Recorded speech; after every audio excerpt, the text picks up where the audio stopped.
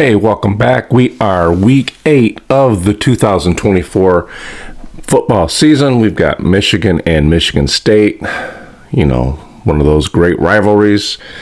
This year, both teams come in at 4-3. I'm not going to lie. I was a little worried about this game coming into it. Definitely thought Michigan State could win this. But let's go ahead and check out what was going on. So Michigan State did get the ball first. Couple big chunk plays here. Drove the ball right down the field. I just feel like Michigan has been doing that all year where they have allowed the team to drive right down the field. Luckily, we held them to a field goal attempt, which they missed. Then we went 3 and out, and Michigan State comes right back down and starts driving the ball right down the field again.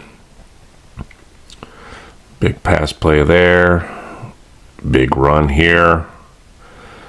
Thought he was going to score. Gets down inside the 10.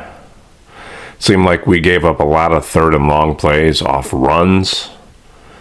But that puts them right here, and touchdown with 10 seconds to go in the first quarter. You know, Michigan gets the ball.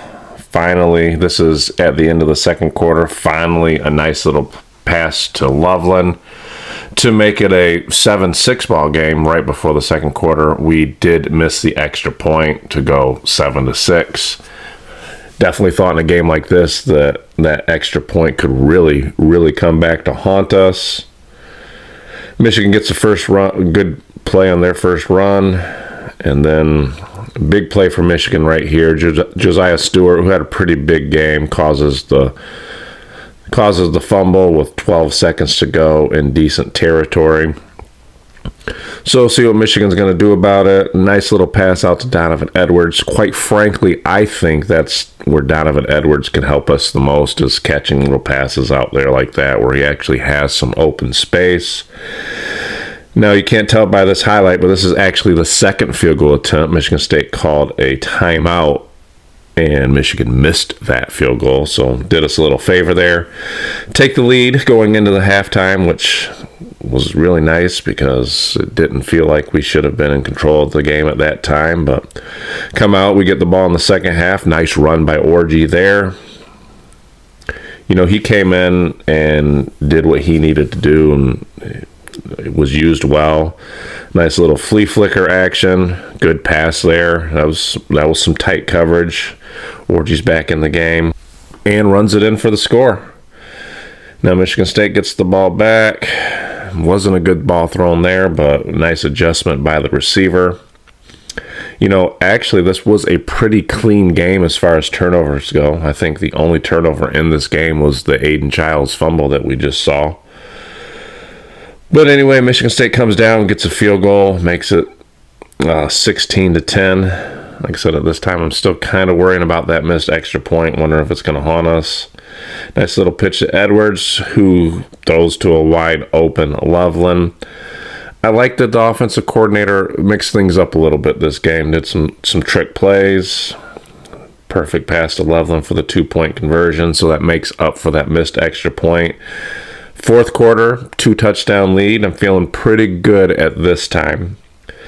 But Michigan State comes right back down the field, and they move the ball. If you see the stats there, like I said, Childs didn't throw a whole lot, 11 for 15 for 105 yards. But we get the sack right there on first down. But as they kept doing, they kept driving and scoring on us, or getting first downs on us. Here's another example of that. 3rd and 12, pass to Marsh. Missed tackle, in for the touchdown with 6 minutes to go. So I've got a little bit of concerns here because then we basically go 3 and out, give the ball right back to them.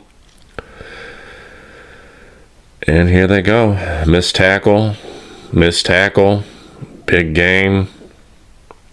Gets it right there, just outside the 20-yard line.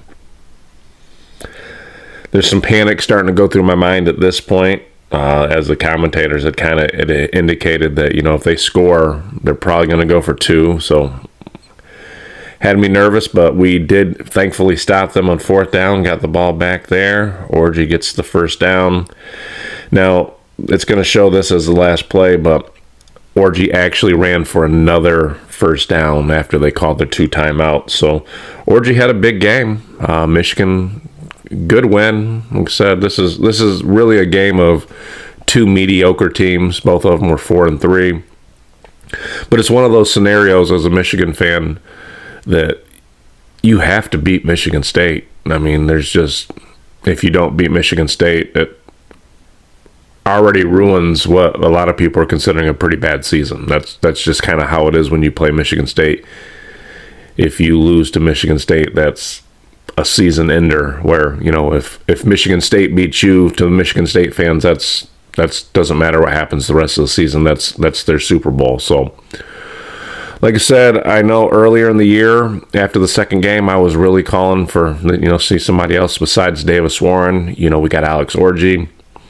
He showed that he can't be the number 1 quarterback. He can't throw the ball to save himself. So then demanded to see Tuttle as well. Tuttle came in, game and a half, I think he played, and even though that game that he came in the second half and provided some spark against Washington, he still didn't throw the ball particularly well that game. I think the adjustment more was that Washington actually had to defend the pass, where they knew they didn't have to defend the pass against Orji. Like I said, he had those 2 turnovers in the 4th quarter, which really, really sunk us that game.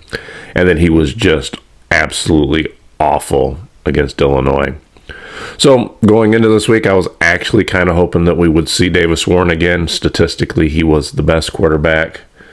Doesn't mean he's a great quarterback, but, he's young, still has some stuff to work on. Now, I'm kind of second-guessing myself, wondering that if we would have just kept Davis Warren in the whole time and let him work through his struggles, would we be in a better spot than we are in right now? But who knows? I know next week we got Oregon. That's gonna be tough. They just slaughtered Illinois. And the following week we're at Indiana. So this was kind of one of those must-win games. I'm glad that they were able to accomplish it. But we got some tough ones to go. But as always, it's go blue every day here. Until next